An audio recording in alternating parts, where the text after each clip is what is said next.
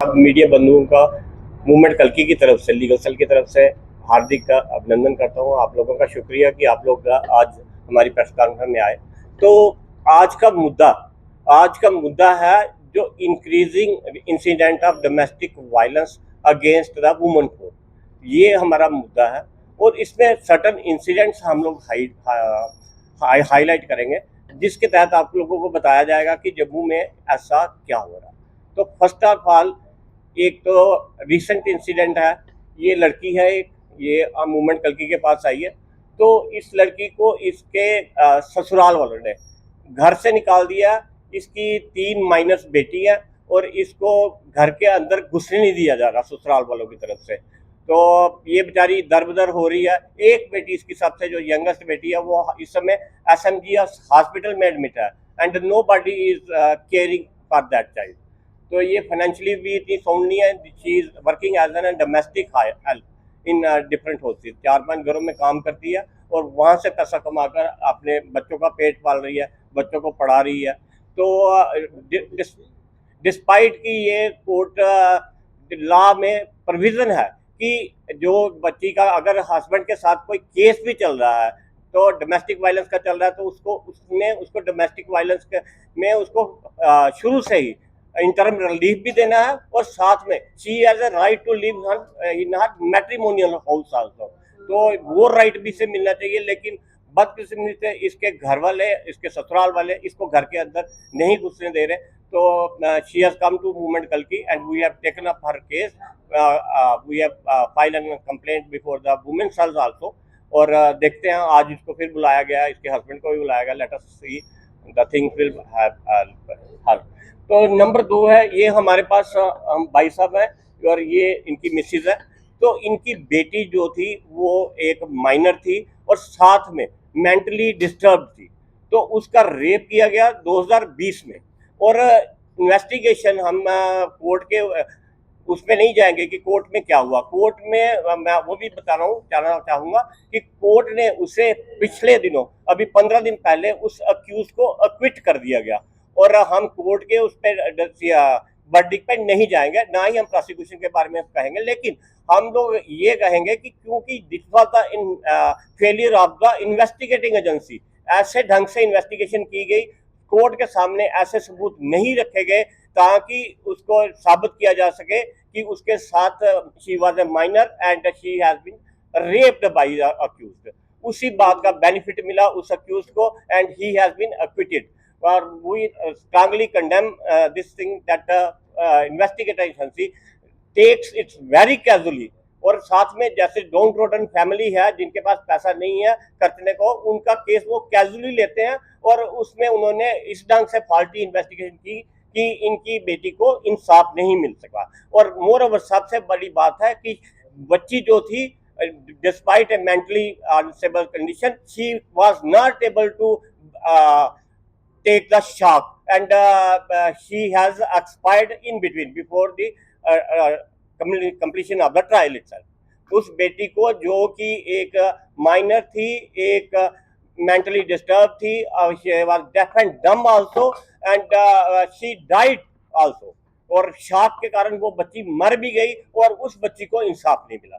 तो they have, और इनके पास इतना पैसा नहीं है कि आप जाकर ये अपील करें, but they have come to the movement Kalki and we have decided that we will file an appeal against this acquittal। तो हम बाकी डोमेस्टिक वायलेंस के इंसिडेंट आपने देखे, अभी रिसेंटली जो दिल्ली में नोएडा में हुआ, where a young bride was of 26 year was burned alive by her husband only. और एक बड़ी ब्राह्मण में ऐसा इंसिडेंट हुआ जहां पर एक हस्बैंड ने ही अपनी वाइफ को मार मार के बिल्कुल नेक्ड बाजार में घुमाया। तो उसी इन सब इंसिडेंटों को, जो इंक्रीजिंग स्पर्ट ऑफ इंसिडेंट्स है डोमेस्टिक वायलेंस के, इसी को लेकर आज प्रेस कॉन्फ्रेंस रखी गई है। बाकी डोमेस्टिक वायलेंस क्या एक्ट है इसके बारे में आपको मुझे बताएंगे। हम यहाँ पर आज मूवमेंट कल्कि की साइड से इसलिए इकट्ठे हुए हैं कि मूवमेंट कल्कि की एक नॉन प्रॉफिटेबल ऑर्गेनाइजेशन है जो लोगों के हक के लिए लड़ती है। और यहाँ पर हम इसलिए इकट्ठे हुए हैं कि जो 15-20 दिन में जो हमारी इतनी सारी प्रॉब्लम्स थी, जो लड़कियों के साथ डोमेस्टिक वायलेंस हो रहा है वो इंक्रीज होता जा रहा है और उसका जो रेट है वो बढ़ता जा रहा है। जिस चीज़ के लिए हमारी टीम ने ये डिसाइड किया कि हम एक प्रेस कॉन्फ्रेंस करेंगे और प्रेस कॉन्फ्रेंस के तरीके से लोगों तक ये बात पहुंचाएंगे कि हम इस चीज़ को कैसे रोक सकते हैं। हम लोग कोई भी अगर लड़की के साथ डोमेस्टिक वायलेंस होता है, सबसे पहले आजकल वो वुमेन सेल जाते हैं, वुमेन सेल में नहीं होता तो उनको घर से निकाल दिया जाता है। तो डोमेस्टिक वायलेंस एक्ट में सबसे पहले तो हमारा ये होता है कि लड़की को इमीडिएटली रिलीफ मिला जाए। इमीडिएटली कोर्ट्स जो हैं वो तो ऑर्डर दे देती हैं, इंटर्म ऑर्डर दे देती हैं कि आप जाइए घर पर रखिए, लेकिन जिसके साथ वो जाते हैं पुलिस अथॉरिटीज़, हम ये नहीं बोल सकते कि सारी गलती उनकी है, लेकिन इम्प्लीमेंटिंग अथॉरिटीज़ जो होती हैं वो बहुत ज़्यादा लैक करती हैं उस ऑर्डर को इम्प्लीमेंट करने में, और लड़कियां कहीं ना कहीं आज भी बहुत सफ़र करती हैं। अगर हम दोनों का बैलेंस देखकर चलें, लड़का लड़की का, लड़कियां आज भी बहुत कुछ सफ़र कर रही हैं। साल साल हो जाते हैं, 10-10 साल हो जाते हैं जब लड़कियों को घर से बाहर निकाल दिया जाता है और वो अपने ससुराल ही नहीं जा सकते, क्योंकि शादी से पहले ये सिखाया जाता है बचपन में कि आपका ये घर नहीं है। जब उनका वो घर भी नहीं है, शादी के बाद भी उनको वहाँ से निकाल दिया जाता है, तो उनको समझ ही नहीं आती है वो कहाँ जाएं, और इस चक्कर में बहुत सारी लड़कियाँ जो है सुसाइड कमिट कर देती हैं। हमारी जो लॉ इन्फोर्सिंग अथॉरिटीज़ हैं वो बहुत अच्छे से काम करते हैं कि हम उनको स्पीडी जस्टिस प्रोवाइड कर सकें, लेकिन जो हमारी इम्प्लीमेंटिंग अथॉरिटीज़ है वो कहीं ना कहीं लैक करती हैं। डोमेस्टिक वायलेंस में हम लोग कस्टडी ऑर्डर्स भी प्रोवाइड करते हैं, जो हमारा एक्ट और हमारा लॉ बताता है, और हमारे डोमेस्टिक वायलेंस एक्ट में मेंटेनेंस भी मिलती है, खर्चा भी लगता है, लेकिन कहीं ना कहीं जो हमारी इम्प्लीमेंटिंग अथॉरिटीज़ हैं वो आज भी लड़कियों को इंसाफ नहीं दिलवा पा रही हैं, और लड़कियां बहुत ज़्यादा प्रॉब्लम फेस करती हैं। अभी जैसे इंसिडेंट सर ने आपको बताया, उधमपुर का इंसिडेंट है जो हमारे ही डिस्ट्रिक्ट का इंसिडेंट है, वहाँ पर लड़की को कैसे मारा जा रहा था, वो वीडियो जो है मीडिया पे सर्कुलेट हुई। हम एक दिन प्रोटेस्ट करते हैं, 2 दिन प्रोटेस्ट करते हैं, उसके बाद हम सब अपने अपने कामों में लग जाते हैं और हम इस चीज़ की बात ही नहीं करते हैं। लास्ट ईयर अभी कलकत्ता में जो डॉक्टर लड़की के साथ हुआ था, कुछ दिन हम लोगों ने प्रोटेस्ट किया, उसके बाद हम लोग सारे पीछे हट गए।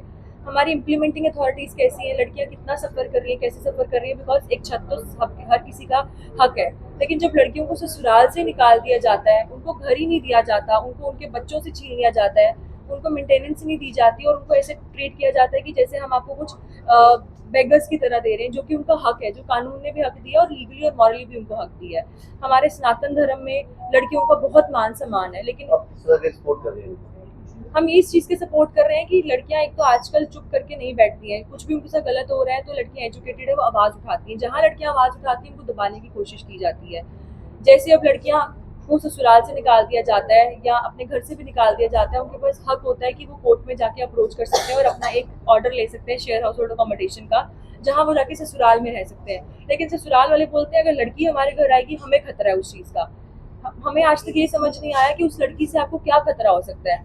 वो अपना घर छोड़ के आई है आपके लिए, आपके घर पे एडजस्ट हो रही है, लेकिन आपको भी उसके साथ एडजस्ट करना चाहिए, जबकि सास ससुर ससुराल वाले उतना एडजस्ट नहीं करते हैं, जिसकी वजह से लड़की बहुत ज़्यादा डोमेस्टिक वायलेंस फेस करती है, मेंटल क्रुएलिटी फेस करती है, लेकिन वो चुप रहती है क्योंकि दोनों घर की इज्जत बचानी होती है।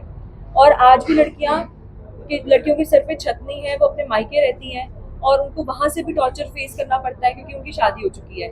इसलिए हमें दोनों के बीच में बैलेंस बनाना बहुत ज़्यादा ज़रूरी है कि लड़कियों के साथ जो अत्याचार हो रहा है उसको रोका जाए, और लड़की के पास सिर्फ एक ज़बान होती है जिसका वो इस्तेमाल कर सकती है। अगर वो ऊंची आवाज़ में बात कर रही है, वो अपनी ज़बान इस्तेमाल कर रही है, उसमें भी उसको दबाने की कोशिश की जाती है। Ma'am how old? Half years old, और अभी ये बडिंग कह सकते हैं, बडिंग पीरियड में है, लेकिन we have already started this work, social work for the last more than 1 day, जब from the very beginning itself you can say 1.5 साल से हम इसी सभी चीज़ों पे काम कर रहे हैं। डिफरेंट इशूज, जहाँ जहाँ जम्मू के इशू से इन्वॉल्व है, जहाँ जहाँ डाउन ट्रोडन कहते हैं फैमिलीज का इन्वॉल्व है, और जहाँ जहाँ इनजस्टिस हो रहा है, जो जो मूवमेंट कल्कि के पास आता है, we are taking those very issues very seriously. और साथ सच्चा क्या रक्षा, बिल्कुल बिल्कुल स्लोगन अच्छा है जी जी, क्या आप इस पे खरे उतरेंगे? बिल्कुल डेफिनेटली। अभी तक काम तो खरे उतर रहे हैं। अब जितने भी केस आज तक हमने ये लिए हैं उनको हमने उसको अंजाम तक पूरी तरह से पहुंचाने की कोशिश की है, अपनी तरफ से पूरी कोशिश की है कि हम लोग उस चीज को जो हमारे पास आया उसको न्याय दिलाएं। नहीं, हम अगर कोई एप्लीकेशन लिखने का कोई पैसा लगता हो किसी का तो वो हम कह नहीं सकते, यहाँ उसको खर्चा करना पड़ता है, लेकिन जहाँ तक हमारे लीगल सेल की एडवोकेट्स की फीस का सजा, we are charging nothing, we are giving this all this legal help to them free of cost.